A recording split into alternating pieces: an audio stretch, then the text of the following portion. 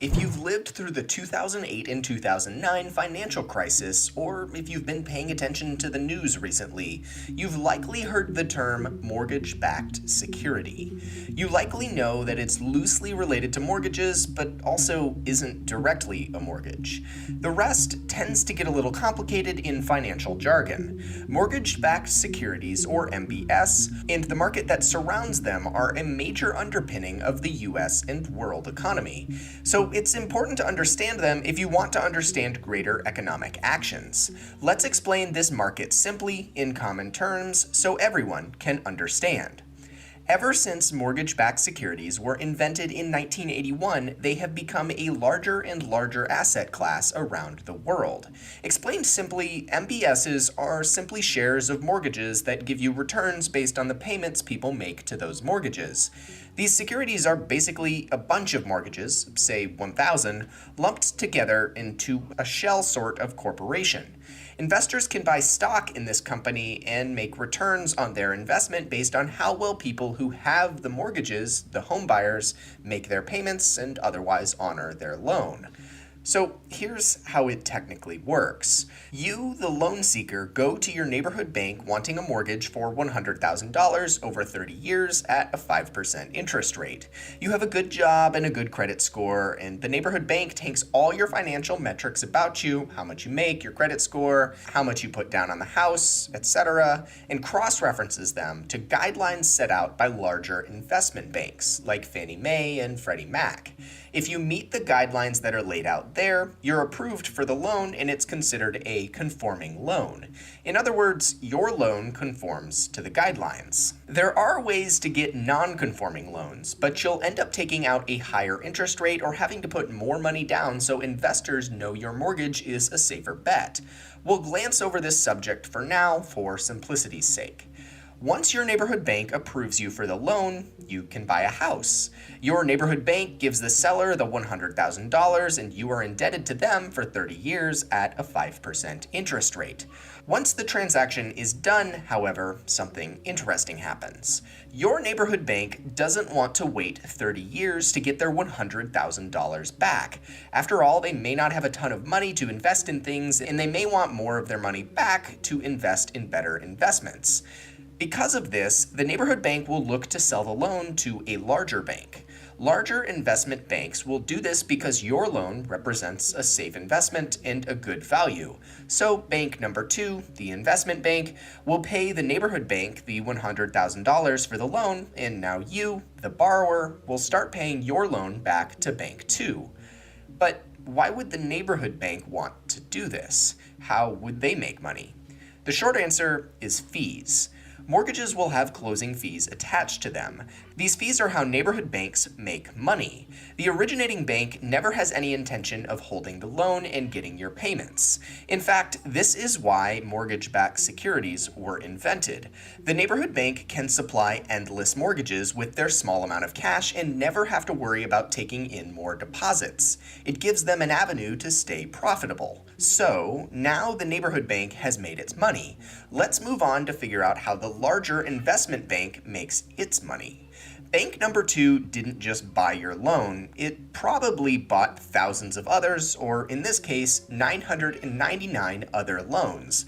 Let's say for all the same price, and they all have the same interest rate and term. This won't be the case in actuality, but for this demonstration, it'll make the most sense.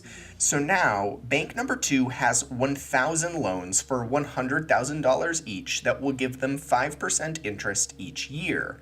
In other words, they have $100 million of loans that will pay back 5% in interest each year, or $5 million in interest per year.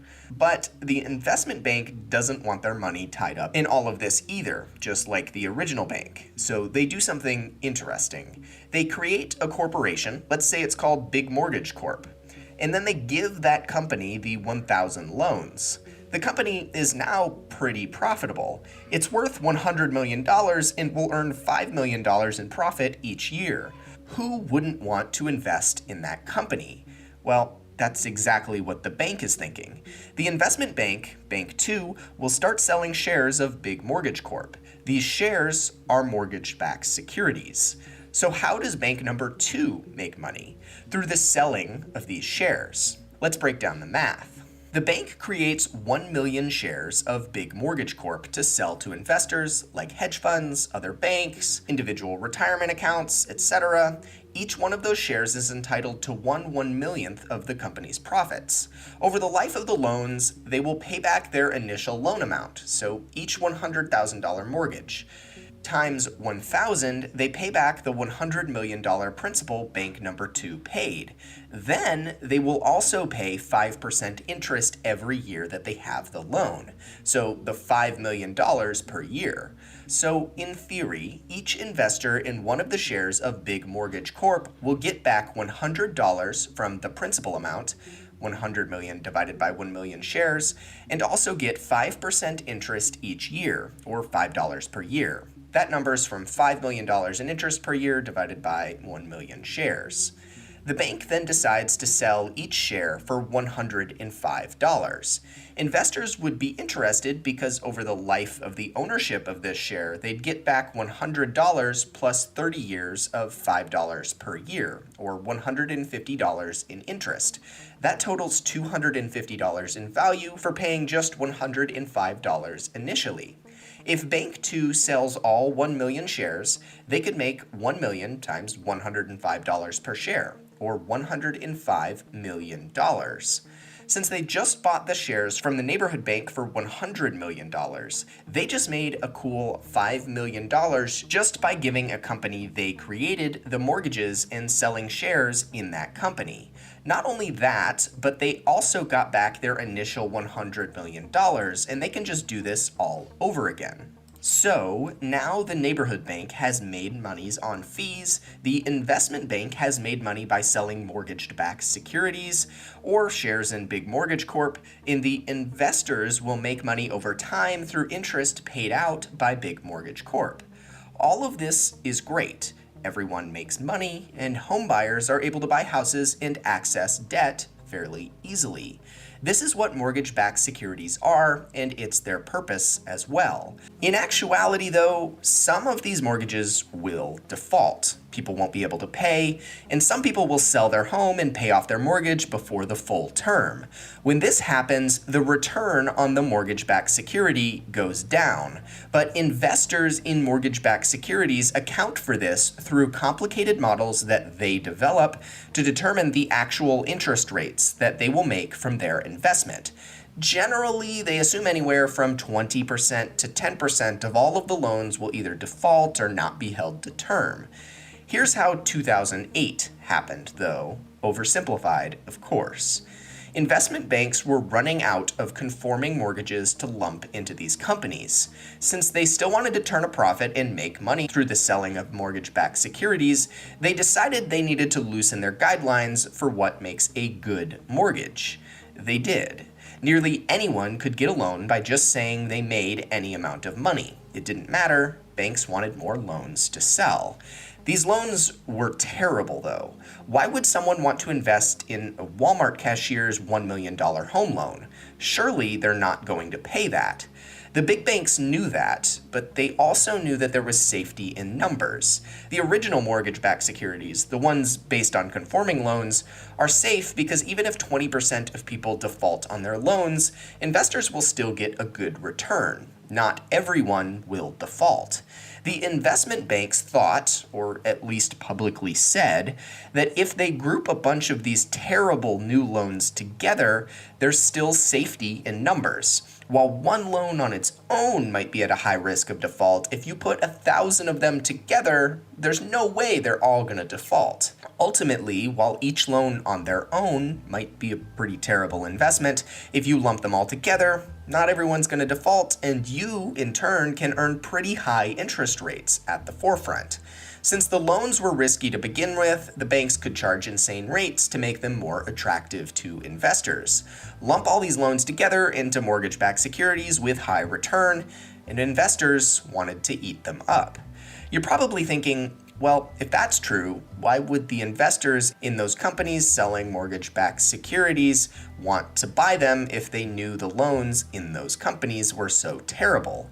Couldn't they just look at the loans in Big Mortgage Corp's balance sheet and see that they were terrible? Long story short, yes, but no one was doing that because the agencies responsible for rating the mortgage-backed securities, the ratings agencies, on how good or bad they were all rating them as AAA, meaning the highest of value. Investors took these rating agencies, which were supposed to be independent agencies, and bought up all of the shares of the mortgage-backed securities. The problem was the investment banks were in the pockets of these rating agencies. They needed the agencies to rate their mortgage-backed securities well so that they could sell them to investors. And agencies needed the banks to pay them so that they could make money. The banks refused to pay them if they didn't rate their mortgage-backed securities AAA, knowing full well that the loans that made up these AAA-rated mortgage-backed securities were all terrible. Long story short, investors like banks and hedge funds bought these mortgage-backed securities, thinking it's a pretty safe bet. Insane numbers of borrowers defaulted and investments became worthless, and the investors lost their money. All that said, there are a few other complexities and pieces of the puzzle here too. Let's take a look at collateralized debt obligations, or CDOs, and also take a look at something called a credit default swap, which will come up later. CDOs are types of mortgage-backed securities. In the example we posed before, mortgage-backed securities are simple shares of a company where every share gets the same amount back. CDOs are still shares of that company, but they have different levels of how much you get back, called tranches. Let's say the investment bank wants to split Big Mortgage Corp into 3 tranches: equity, mezzanine, and senior. These are the actual names used in the industry in this instance. Each tranche or level holds a hand-picked number of shares from Big Mortgage Corp. Equity is the lowest level, highest risk, but highest return. They hold the shares of the riskiest mortgages. If borrowers default, holders of equity-level CDOs are the first to feel the pain.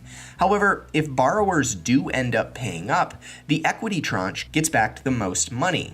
For example, rather than 5%, let's say they get back 7.5% on their investment. If you want to take the risk, it could pay off a lot better than other investments. The next level is mezzanine. These are the middle-of-the-road CDOs, moderate risk and moderate rates of return. Let's say they'll get back 5% of their investment. The safest level is the senior tranche. They hold very little risk but get a lower return. If a ton of borrowers default, Big Mortgage Corp is going to underpay the equity and mezzanine tranches to make sure the senior tranche gets their money. However, the senior tranche, let's say, only earns a 3.13% interest rate. CDOs are just mortgage-backed securities that have different levels of risk and different rates of return. Now, let's take a look at the actual math. For the original $100 million in loans, let's say we sold $40 million to the senior CDO, $30 million in the mezzanine, and another $30 million in the equity tranche. For simplicity here, we're going to ignore the need for the investment bank to make a profit on selling these stocks, and we're just going to look at that initial sale. For example, if we sold 400,000 shares of the senior for $100 each, that $40 million, each paying out a 3.13% interest rate each year, or $3.13 per share each year. We sold $300,000 of the mezzanine tranche for $100 each paying out 5% interest each year, or $5. And finally, we sold $300,000 of the equity tranche, or $100 each, returning 7.5% each year, or $7.50. The loans as a whole, meaning all the money that Big Mortgage Corp will bring in each year, is $5 million, assuming that no one defaults. If it goes perfectly, the senior tranche gets $1.25 million to split, their full $3.13 per share. The mezzanine gets $1.5 million to split, and equity gets $2.25 million to split, each tranche getting what they expected to make that year. However, let's say 20% of people default, and from now on, Big Mortgage Corp can only bring in about 80% of the original $5 million in interest each year, or $4 million per year. In this case, the senior tranche, which is the safest level, is still going to get its $1.25 million, and the mezzanine is going to get its full $1.5 million. But equity, well, they're the losers here. Equity shares get back only $1.25 million, what's left over, and that equates to $4.16 per share. They just saw their return go from 7.5% to 4.16% for the rest of the life of the share. All of a sudden, their share is worth less than the mezzanine share. Like I said, high risk, but if the economy is good and borrowers pay their mortgages, then the equity tranche can yield high rates of return. In 2008, however, where mortgages were being given out to terrible borrowers, let's say something like 80% of all the mortgages in Big Mortgage Corp defaulted because all of the loans inside were just terrible. That means that now there will only be 20% of the original $5 million in payments, or $1 million per year. The senior tranche would get the full $1 million in payments, meaning only $2.50 per share. In this case, even the safest tranche, the senior level, had their respective return cut from 3.13% to 2.5% for the foreseeable future. For the other tranches, well, their shares just basically dropped to nothing. That gives you a basic understanding of CDOs. They're just a way of assigning levels of risk to mortgage-backed securities. Now, onto the big kicker, credit default swaps.